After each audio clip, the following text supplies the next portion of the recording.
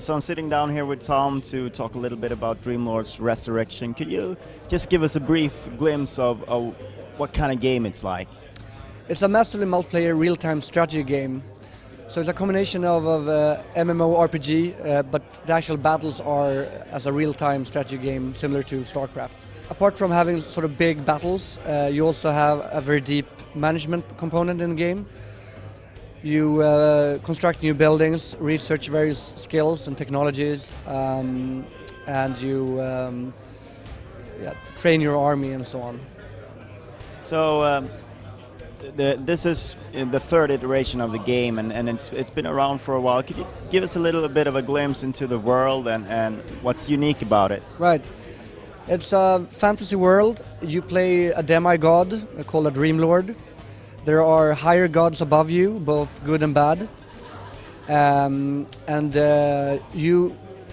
you play the game, you will attract followers, like people that will help you. They will help building your empire and also help battling with you in the battles. Your mission is to rid your island, which is called a Patria, from all the different monsters and creatures that are there. And I understand that there's a certain persistency to the world, and is it still a game that's going to be played in different eras, like the first one? Yes, the era system is quite unique for the Dreamlords game, and in a way quite controversial as well if you're used to other MMOs. So every 2 months, roughly, a new era is started, and a big portion of the game is reset. Many properties of your Dreamlord character is maintained, but your buildings are removed, your army is reset, the research is reset as well, and also your progress in the player versus environment quest is reset. And this allows you to try different strategies in different eras. You can research different technologies and try different ways of playing the game. And I think the openness and the multitude of ways of playing Dreamlords is one of the things that the fans love the most. You can play the game as a pure PvE game, playing RTS battles. You can play it PvP and fighting against other players, or you can focus more on the management bits and craft various items and sell on the marketplace, or focus on the research and construct buildings and so on. Because it can truly work as both it's almost like a freedom that you know that this is not going to last forever. The things that I'm investing in this is not going to be forever, so you don't have to feel as sort of protective about it, and in a way. Right. I think that's the point. If you have sort of one character that you're building on, you maybe tend to play it a bit safe and not experimenting as much. But if you know that you'll have many more chances of trying different tactics, then you can sort of experiment around a bit. Could you tell us a little bit about the business model that you're using for this game? Yes. The main business model is microtransactions, where you use a virtual currency called Tribute to pay for items in the game.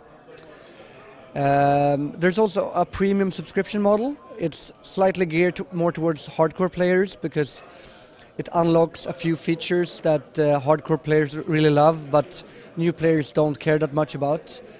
Some of those features include that your gear does not wear down as quickly, and you also get free access to the marketplace. The marketplace is normally capped for a number of transactions, but if you want to do a career in crafting and selling your stuff on the marketplace, then a premium account is a good thing to have. But of course, most players actually play the game entirely for free. You can play the PvE missions, for instance, and you will get something called soul shards, and those soul shards can be spent on the marketplace trading items with other players. And I understand it's also got a pretty deep clan, and it's called Convergences, the clan system. Yes. Convergences or clans are a big part of the game. There's a specific kind of quests called convergence quests that are only open to convergences.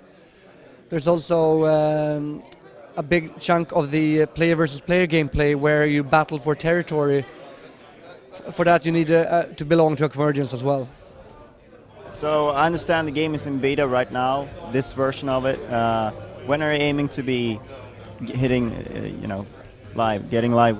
So we've been running as a closed beta since mid-December, and we hope to open up the game to the public in a couple of months.